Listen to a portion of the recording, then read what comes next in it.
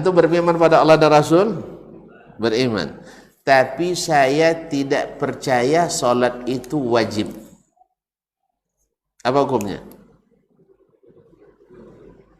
Antum takfiri nampaknya. Hah?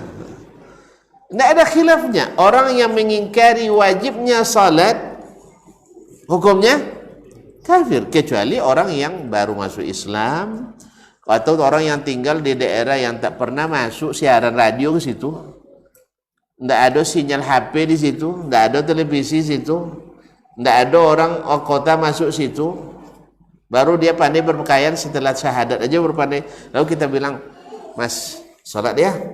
Enggak, saya tidak mau sholat katanya. Mana sholat wajib? Sholat tidak ada wajib betul. Yang begini ya enggak. Karena dia belum tahu. Tapi kalau sempat ditinggal di Pekanbaru, Pari Indah tinggalnya. Ya.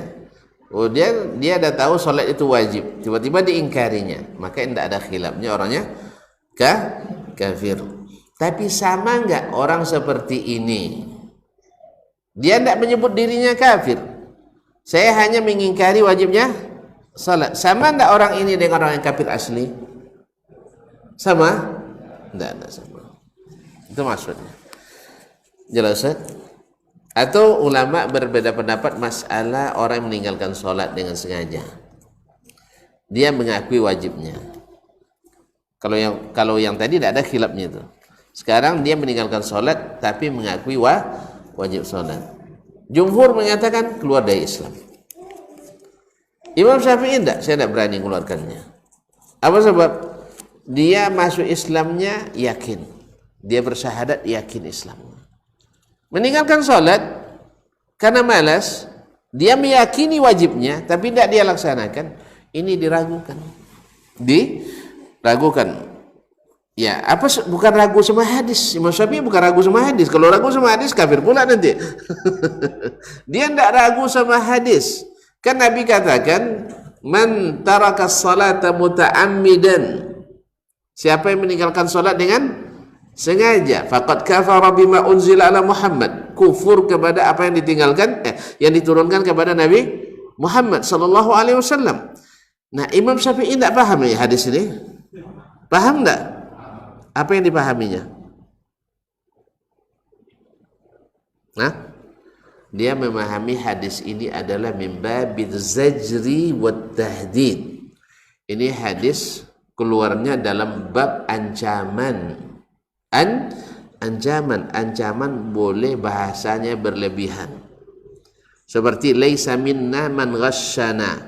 Siapa yang menipu kami tidak masuk golongan kami. Tidak masuk golongan kami kan tidak masuk golongan umat Nabi Muhammad itu kan berarti bukan umat Nabi Muhammad. Nah, ada orang nipu di pasar langsung keluar dari Islam? Ya enggak. Ini membabiz zajri wat tahdid. Sebagaimana orang yang membunuh dengan sengaja, apa hukumannya kata Allah?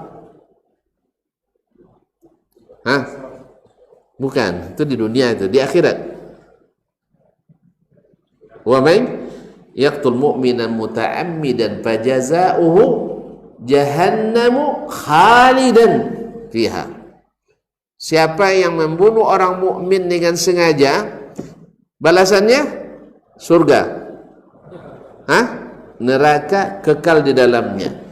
Padahal ijma' ulama orang yang masih beriman tidak ada yang kekal dalam neraka. Maka ayat ini yahmiluna ala tahdid, yaitu ancaman. Artinya andainya bukan karena rahmat Allah, orang ini berhak untuk dikekalkan neraka. Nah, supaya makanya oleh sebab itu kaum muslimin dan muslimat, para ulama pada umumnya mengatakan ayat dan hadis yang berisi ancaman jangan ditafsirkan.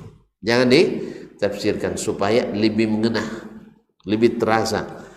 Oleh sebab itu siapa meninggalkan salat kafir. Jelas? Makanya Imam Asy-Syafi'i memahami ini sebagai ancaman. Kalau ulama yang lain, Imam Ahmad, Ishaq Ibn Rahawiyah, kemudian Malik dan seterusnya yang mengatakan memahami dari makna teksnya tadi. Betul-betulkah kafir? Ditambah dengan dalil-dalil yang lain. Tambah dalil-dalil lain. Ala kulli hal, ini intinya, maksudnya tidak disamakan orang yang kafir asli dengan yang dikafirkan karena bid'ah. Jelas? Alhamdulillah. Babat TV Sunnah, belajar agama baru.